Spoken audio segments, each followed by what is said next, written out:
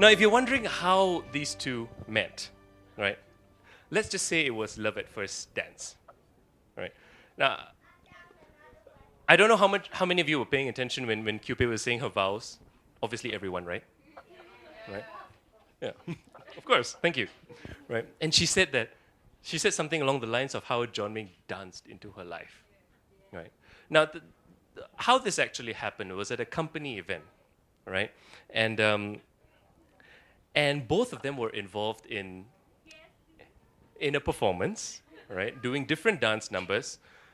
Jon Ming was doing a Michael Jackson number, and Q-Pei was doing salsa, right? Now, although they were in the same event, they hadn't actually met one another because they were rehearsing separately, so on and so forth. So what happened is at some point after the actual performance, and John, Q-Pei, and myself happened to be in a room together.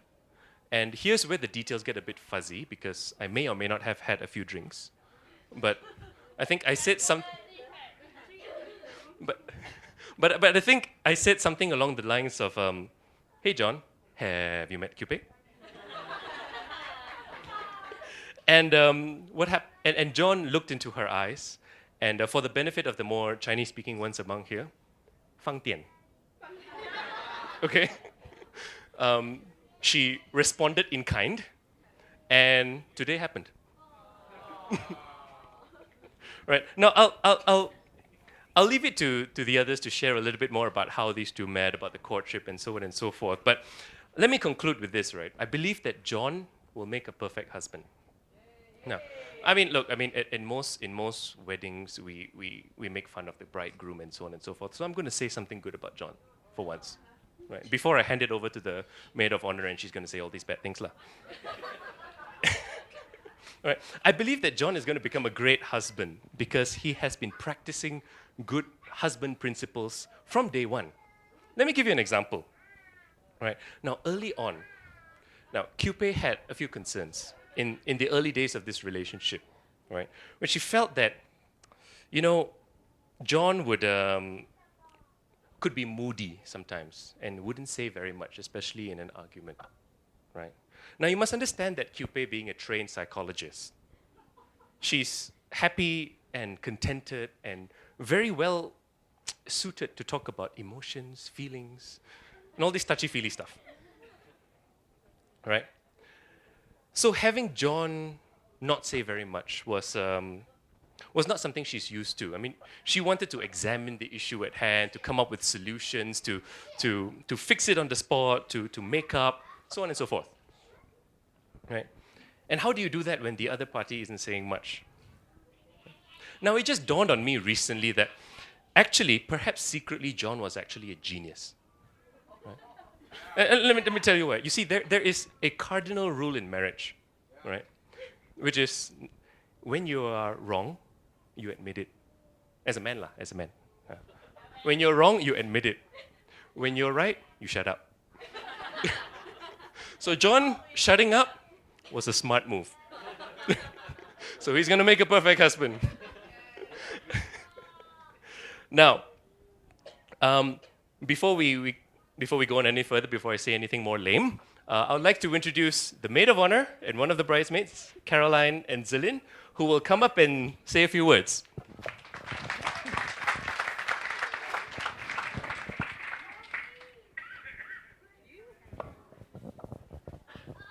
Hi, everybody. Good evening.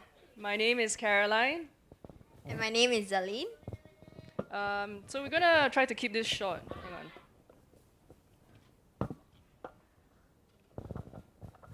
We won't embarrass you tonight, so we'll try to say nice things, huh?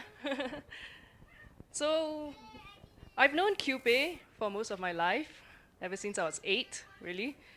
And ever since I got to know her, when she was this tall.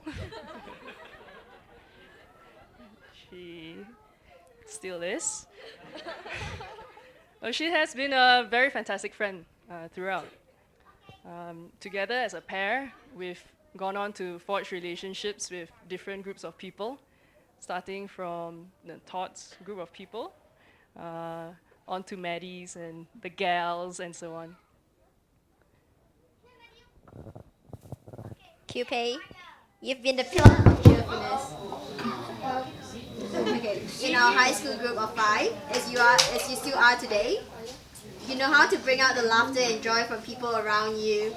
You have the endurance to do anything when you believe you can, just like how you were a long-distance runner in high school. Instead, now you are running around to building Random Bean, which is one of your essence of love with Jon. So Q-Pei, when you told me that you may have met someone special, I was very excited. But then when Kenneth claimed to have been the mastermind behind this romantic encounter, I was a bit worried. So I'll admit that I may have been one of those who thought that Jon was too nice to be true. But then actually, as I got to know him better, I realized that he's actually a very nice person, and it's possible for someone like him to exist.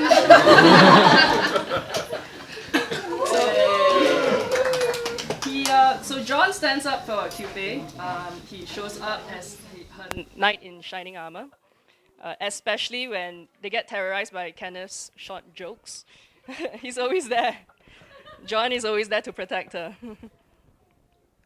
But frankly speaking, as I was watching you guys exchange your vows earlier today, I just felt so happy, and I felt that, you found the person for you, the person that has always been there for you through thick and thin, and someone who's always there for you when you need him the most.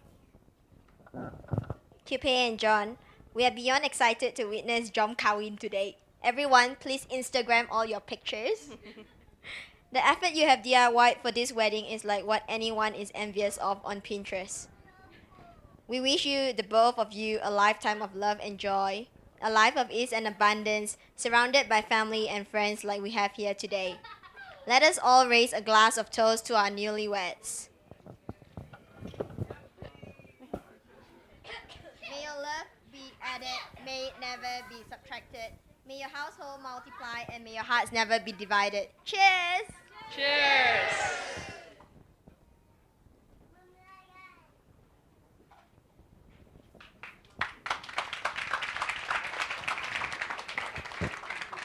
Thank you. Now, you may have noticed this by now, but we've actually designed all of the speeches tonight to be very much like the bridal couple. A little bit on the short side, but very, very sweet.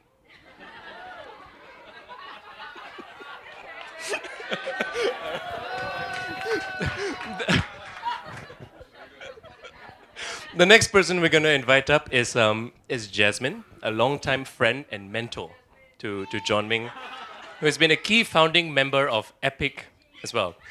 Jasmine. Thank you. Woohoo! Excuse me. The title is AJ.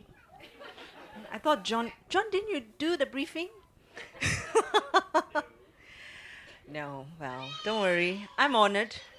Thank you so much for giving me this privilege and this honor to speak at your wedding, special event. Truly humbled. What a magnificent couple. And it's an epically beautiful wedding. Tribute to the builders. So, a little quote to start. Love does not consist in gazing at each other, but in looking outward together in the same direction. And so this is what I like to say to you. Two of you come from wonderful heritage of parents. Amazingly thick background, as the Chinese say, 好家, right? And I believe that in the joining of the two of your lives, you will leave behind a legacy beyond family. You will have, of course, many offspring. Of course. But it is going to be beyond that. For you will be doing amazing things together.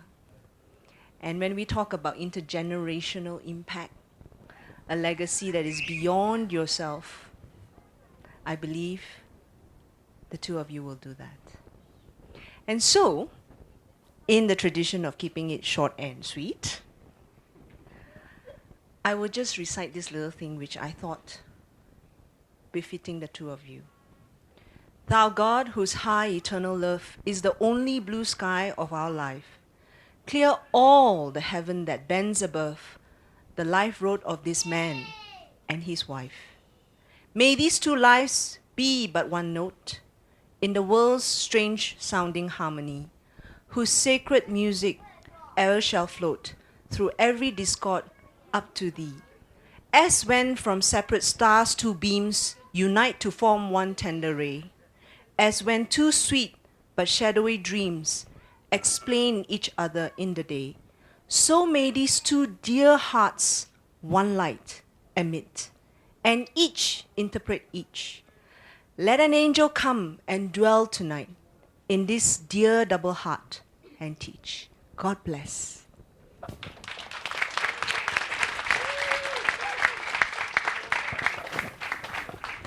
Thank you, Jasmine. Wise words indeed. Now, for the final speech of this session, there will be others. Right? I'd like to invite Johnson, the man who has been dethroned as Jon Ming's boss.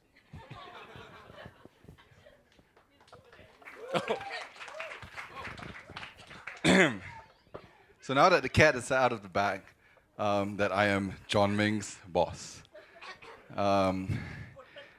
Making me best man does not give you a promotion or pay rise.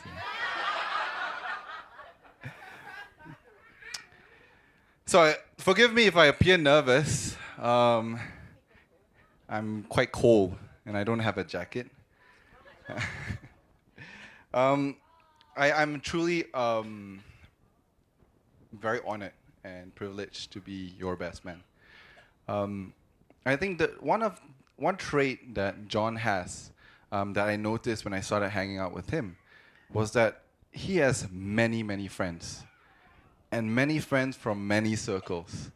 And they're not just acquaintances, right? But they are good friends. Friends that would probably die for him. And I think that's an extremely admirable trait.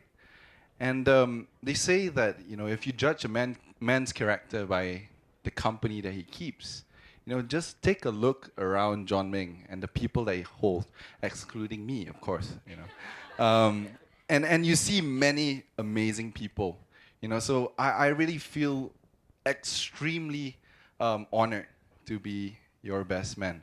Like I said, no promotion, no pay rise.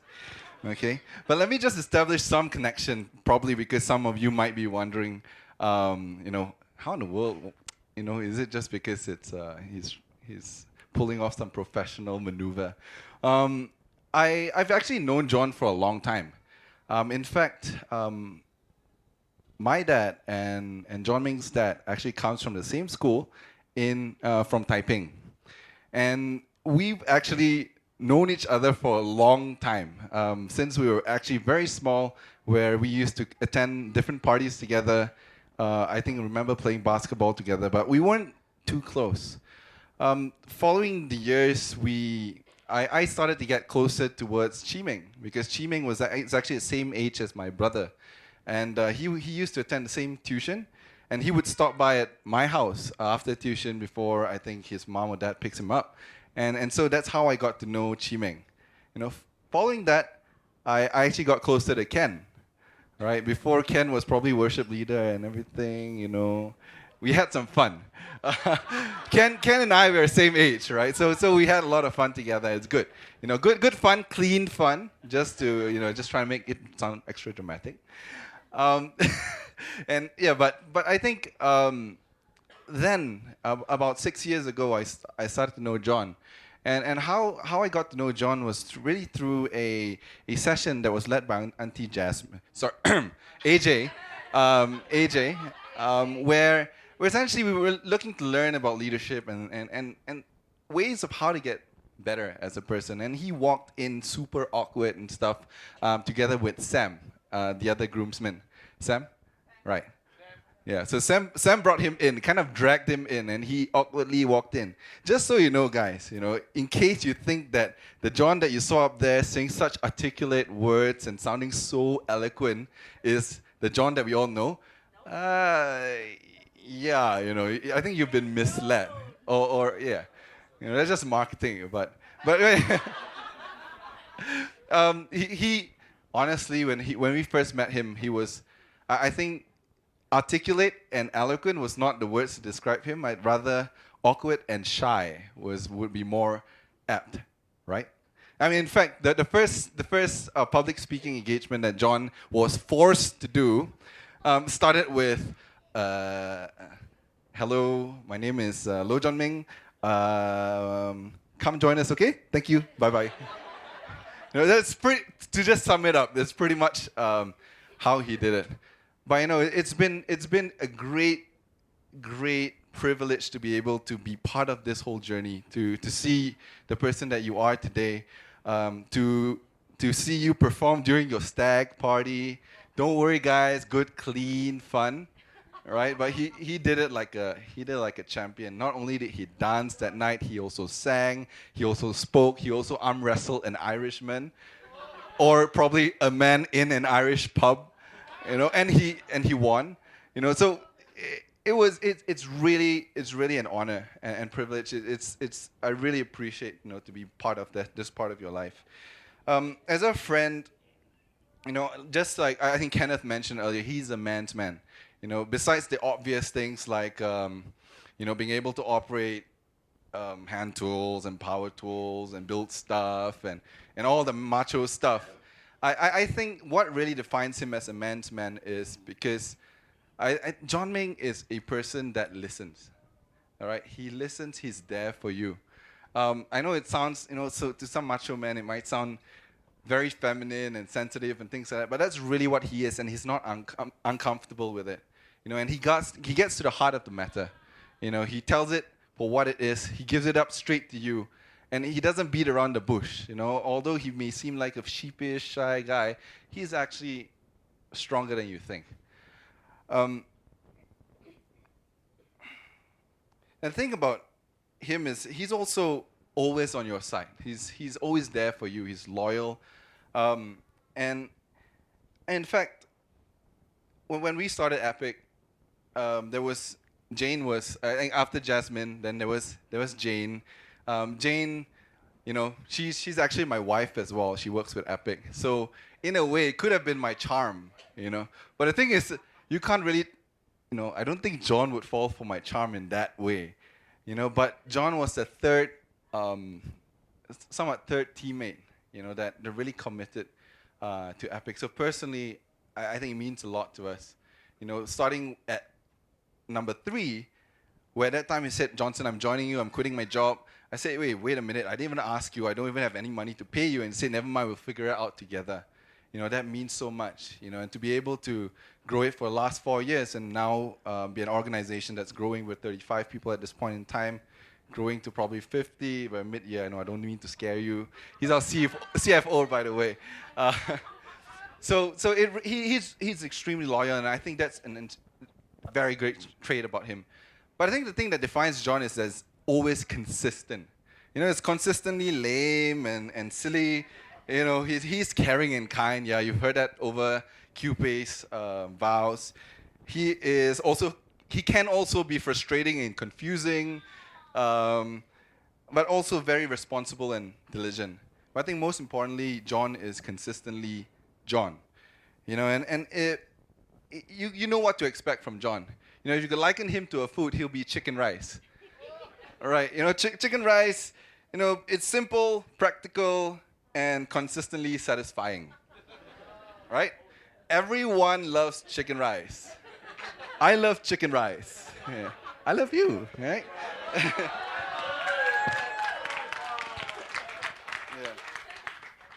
But I think the greatest thing that I admire about you, John, in the last 6 whirlwind hurricane years, that we've been just battling stuff together, is your courage to pursue what you believe in, while being able to maintain peace, with all the stakeholders that are relevant.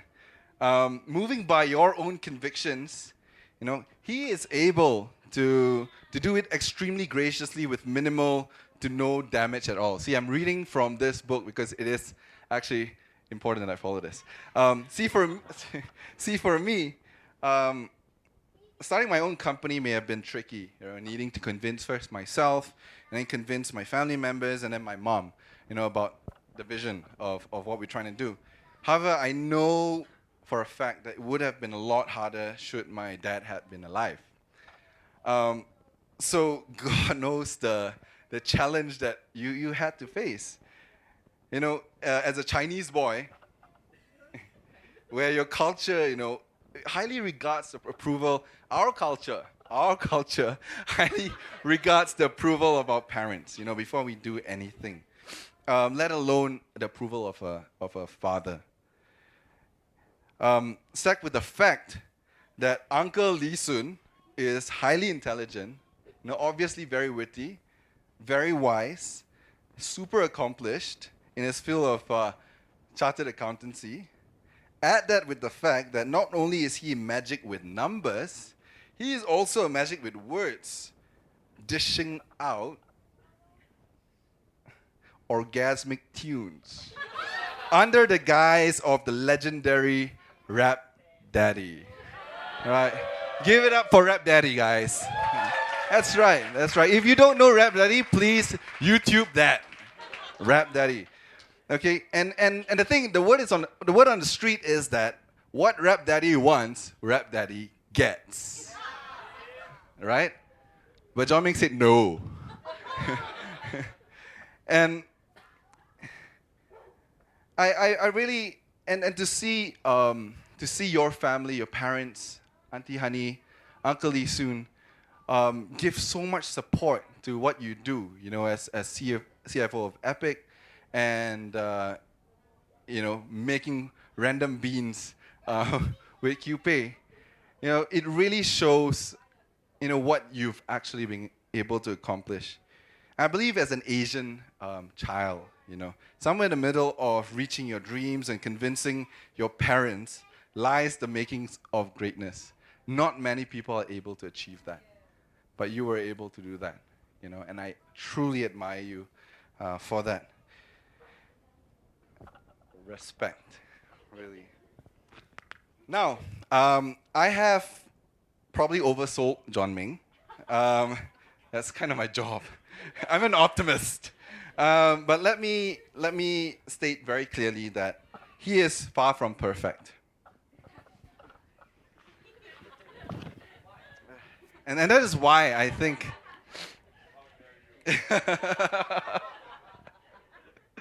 I think that's where Q-Pei comes in, right? She's truly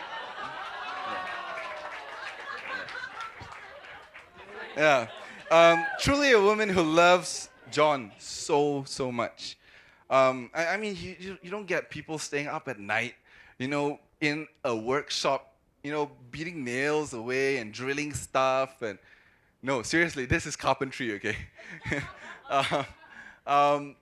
You rarely get that, and you share the same passion, and I can see that you back him up in everything that he wants to do, to reach whatever dreams that he wants to reach, trusting in his convictions, and putting yourself on the line together with him to reach them. That's truly admirable qualities as a woman in the 21st century. It's a bit difficult. So I really believe that, Jon, today you have struck gold by marrying Q-Pei. And I believe you guys are bound for great things, right? I really wish you all the best. I forgot to bring my whiskey glass with me, but everyone, if we could just rise. Oh, thank you. Great wine. Okay. To Jon Ming and Q-Pei, cheers.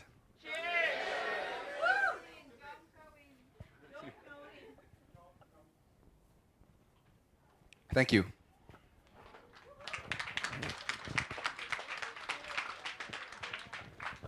Okay, So, without further ado, I'd like to welcome the parents of the bride of Tan Q-Pei, Mr. and Mrs. Tan. Would you like?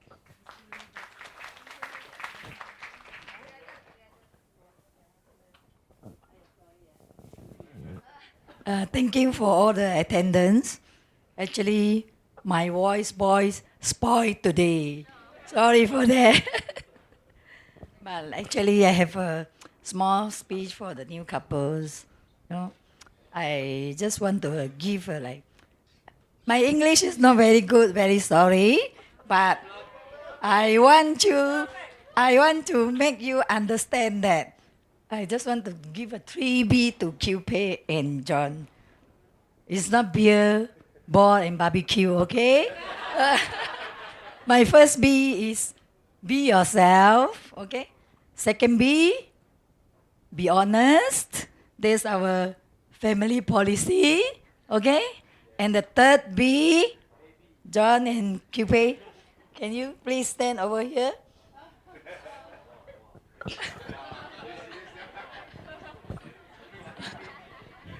Don't worry.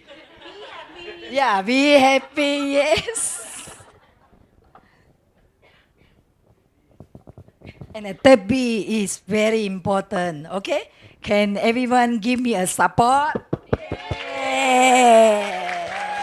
Okay?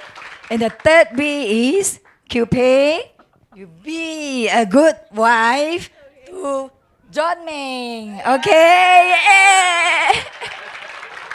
Okay? Yes. Thank you. Sorry, my voice spoiled. That's not. Thank you, thank you. Mr. and Mrs. Low, would you like to?